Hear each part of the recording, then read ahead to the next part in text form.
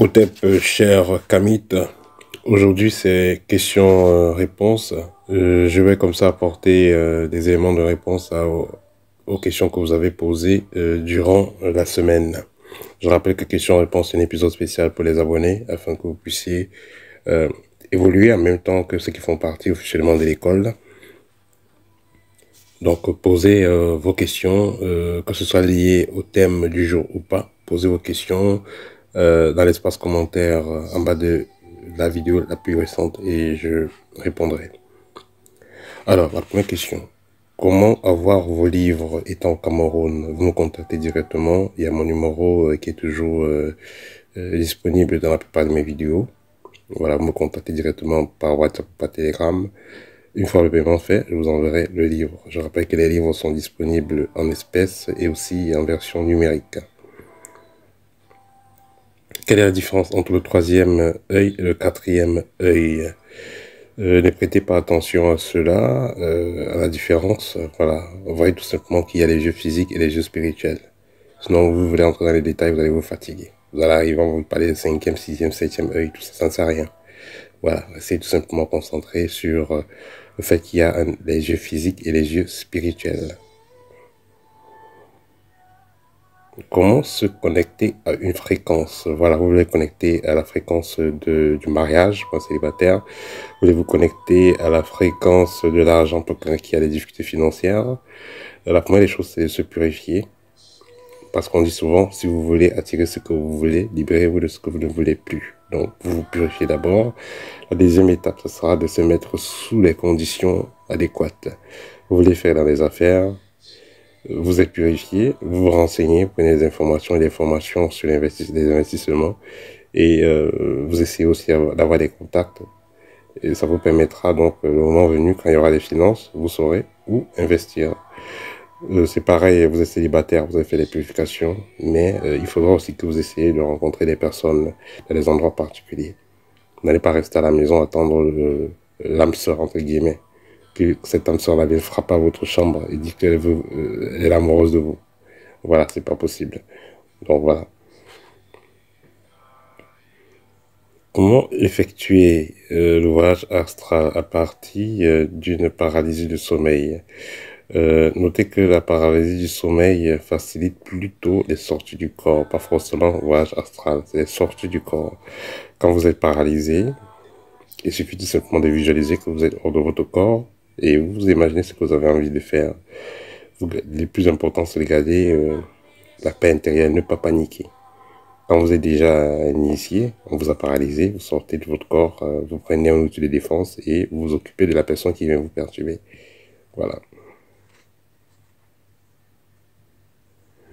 Arriver de recevoir des pièces d'argent percées. Voilà, ça c'est tout simplement pour vous faire avoir les mains percées.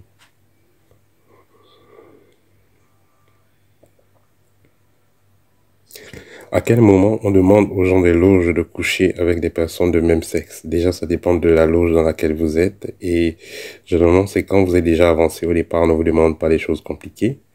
Au départ, on vous parle de Dieu, on vous parle de Jésus, on vous parle de l'amour, de la paix.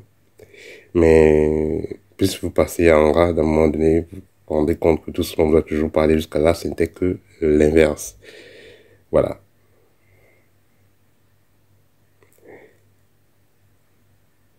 Rêvez de prendre un bébé dans les mains. Voilà, vous rêvez que vous prenez dans les mains d'une dame un bébé. Ça veut dire que une dame pourra vous confier un projet important. Un projet qui est en cours d'évolution.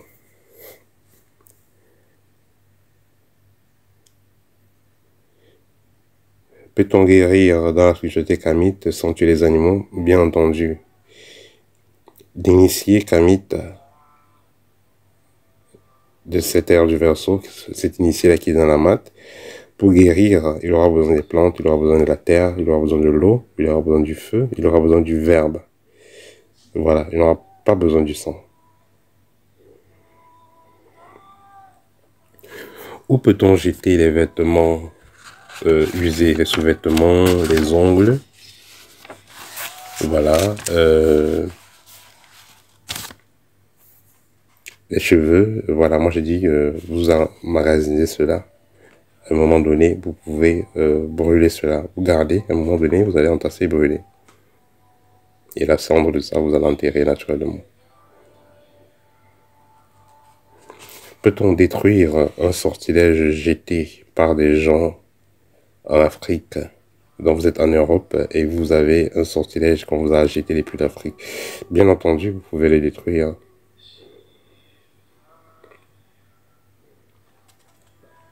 Quand un jumeau meurt, après 3 mois après sa naissance, est-ce que ce jumeau était dans la matte? Il faut savoir que les jumeaux, dans certaines traditions, les deux ne sont pas humains. Il y a un qui est un humain, il y a un autre qui a une divinité. Et il se peut aussi que un vienne accompagner tout simplement l'autre. Donc, il est cas où un est décédé, on va, dans la tradition, on fait des rites pour que l'autre ne parte pas, pour qu'il ne vienne pas chercher l'autre.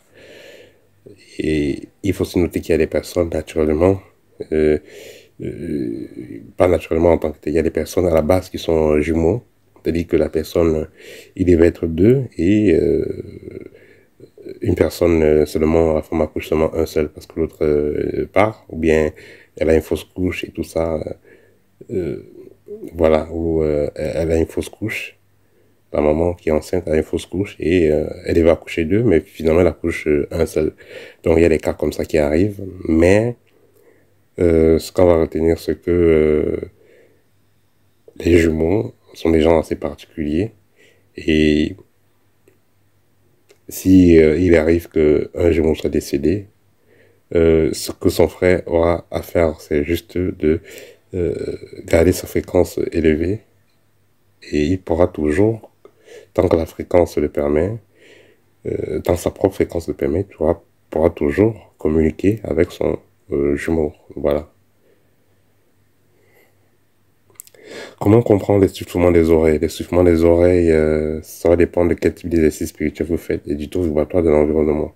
L'essoufflement des oreilles peut aussi être dû à des attaques, à des avertissements, des messages que les ancêtres, vos guides vous font parvenir, mais que vous n'avez pas le logiciel, mais vous n'avez pas le logiciel adéquat pour pouvoir transcrire ou comprendre les messages qui sont transmis.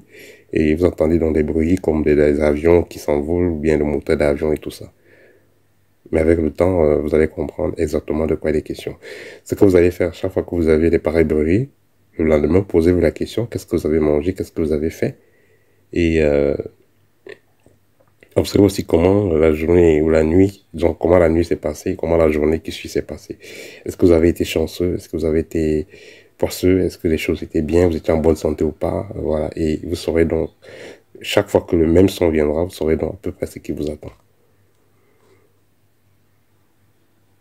Pourquoi certaines personnes attirent ce qu'elles veulent? Il faut comprendre qu'il y a des gens qui ne sont même pas des mystiques et attirent ce qu'ils veulent. Pourquoi? Parce qu'ils vivent de certaines façons. Vous allez voir des gens, ils ne boivent pas d'alcool, ils ne mangent pas de viande, ils ne vont pas dans les clubs, ils ne font pas n'importe quoi, ils passent tout le temps dans la nature, ils méditent, ils prient. Ces gens-là auront facilement ce qu'ils veulent parce qu'ils sont généralement dans une fréquence élevée. Tandis qu'il y a d'autres personnes qui vont à l'église, ils vont prier, faire tout ce qu'il faut, entre guillemets, mais il n'y aura aucun résultat. Ils ont prié, médité, voilà, ils sont allés voir des imams et tout ça, mais il n'y a rien, voilà. Tandis que l'autre, il a médité, passe le temps dans la nature, il évitait de manger certains aliments, il contrôlait sa diète, contrôlait sa vibration, et il a des résultats plus concrets. Rêver de voir un serpent en rêve et le tuer. Ensuite se réveiller fatigué. Là, il faudra faire une consultation, voilà, pour savoir c'était quel type de serpent. Est-ce que le serpent vous attaquait? Est-ce qu'il était gentil avec vous? Est-ce qu'il vous observait? Et quelle était la couleur de ces serpents?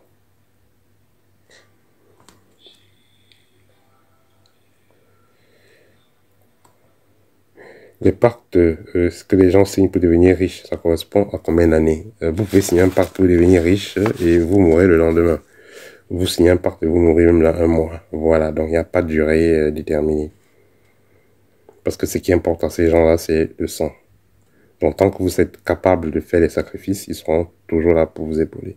Mais il faut noter que les gens aussi deviennent sages et futés avec le temps. Donc, euh, vous allez faire votre pacte à un moment donné, vous n'aurez plus les gens prêts à vous suivre. Parce qu'il y a des gens comme ça, ils ont besoin toujours que les gens les suivent pour sacrifier ceux qui les suivent.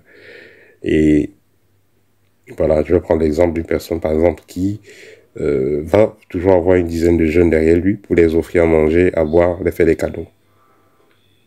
Voilà. Si les jeunes se rendent compte qu'il y a un, deux, trois dans le groupe qui est décédé, de façon bizarre, ils vont commencer à éviter la personne et finalement la personne peut se retrouver presque seule. Il n'y aura donc plus personne à sacrifier dans la ira elle-même.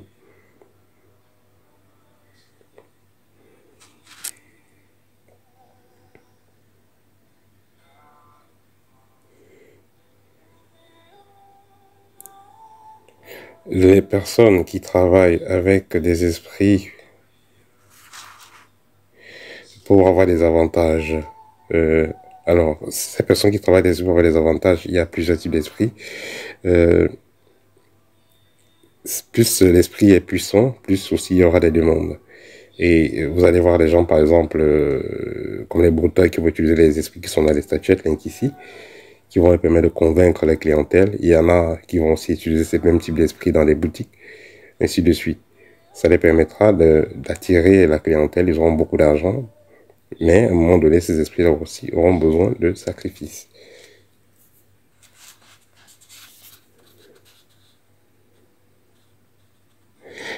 Une loge, est-ce qu'une loge ne peut pas respecter est-ce qu'une loge peut ne pas respecter son contrat et prendre l'avis du membre plutôt que prévu? Bien entendu, ici, c'est pas trop les loges, hein, mais comme les loges aussi ne respectent pas parfois certains engagements, ici, c'est beaucoup plus des sectes, des mouvements mystiques assez bizarre. Voilà, vous venez, vous signez des engagements, vous donnez l'esprit qui va vous aider à rendre, à faire une tâche précise. Vous arrivez, on dit vous faites dans quoi? Vous voulez exercer dans quoi? Vous voulez briller dans quoi?